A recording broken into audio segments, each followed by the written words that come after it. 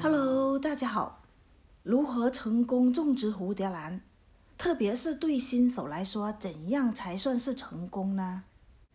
通常我们在种植蝴蝶兰之前，首先要了解一下蝴蝶兰的生态习性，从它需要的温度、光线、湿度、浇水和施肥这几方面都需要了解得清楚。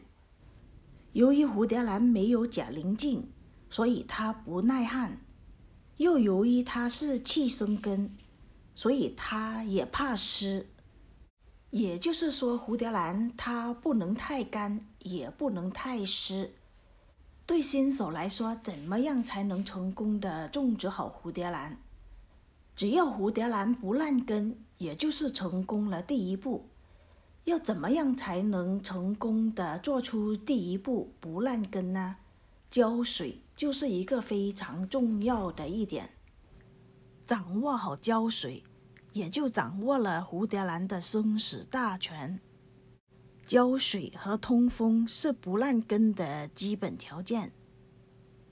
夏天浇完水最好是有自然风吹干，渐干渐湿会大大减少腐根和病害的发生率。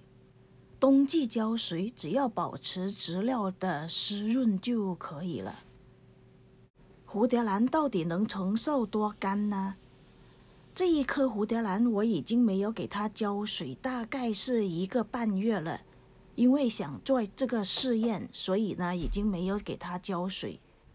看看这些根，已经全部都灰白了，而叶子也已经开始发皱。你有没有发现，在没有给它浇水这么长的时间，叶子已经发皱了，它居然长出了几条新的根。最底下面的几片叶子都已经发皱。看一下这片叶子已经软巴巴的，底下面这3片叶子都非常皱了，而它长出的几条新的根还是非常健康的根。从这一颗兰花的结果来看，蝴蝶兰少浇一点水，它不会马上就死掉。但是如果水太多，1个星期它就会死掉了。再来看一下这一颗正常的蝴蝶兰。这颗蝴蝶兰在冬季，我大概是1个星期给它喷1次水。看一下它的根，都开始有一点发白了，底下面这些根还是非常翠绿的。这个时候，通常我就会给它喷水。再看一下它的水苔，上面这些水苔已经非常干了。我喷水的时候，就是把这些水苔喷湿，只要上面1/3的水苔是湿的就可以。水的分量大概就是2到3盎司的水，不需要太多的。喷水只是在水苔上面喷水，叶心这个地方不能喷水。如果水分跑到叶心里面去，就很容易造成腐烂。在叶子底下面喷水就比较保险。喷水的时候不要把喷壶提得太高，只是对着水苔喷湿就可以。只要上面的水苔是湿的就好了。中间这些水苔会慢慢的吸收上面的水分，多余的水分会通过这些孔流到外杯里面。这种种植方法可不可以用半水培的方法来种植呢？也是可以的。方法也是非常简单，只要把水倒到杯子里面，大概是2厘米的水分，只要最底的桃粒沾到水就可以。水会慢慢的通过这些陶粒而往上走。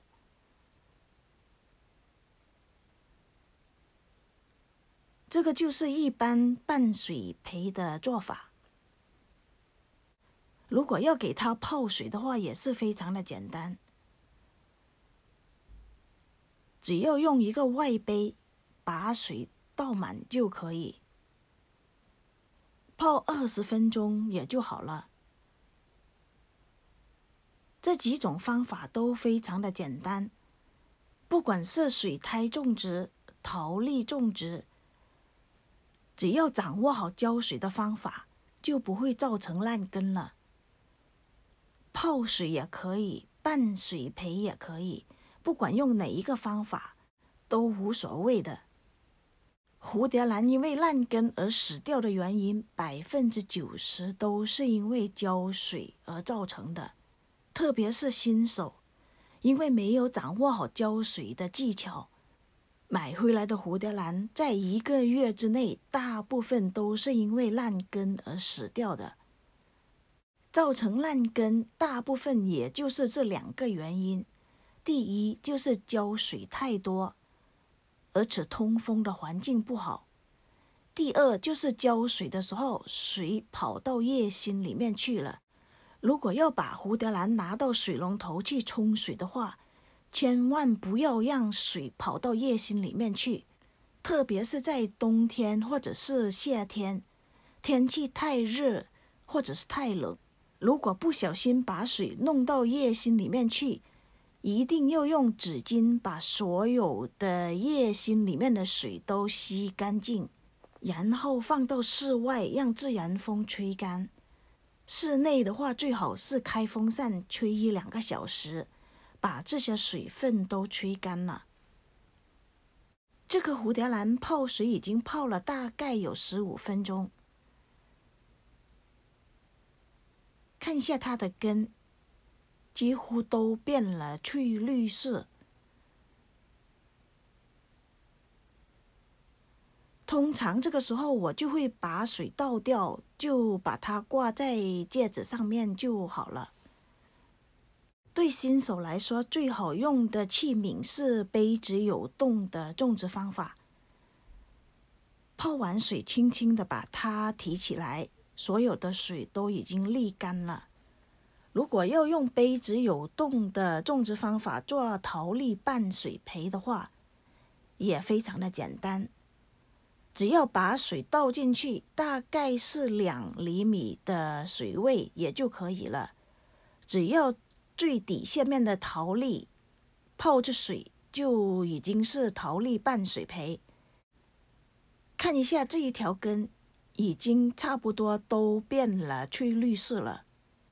这一盆蝴蝶兰刚才倒了一些水在杯子底下面，看一下，现在下面这些陶粒都是非常湿的，但是它又没有多余的水分留在杯子里面，只是在外杯里面而已。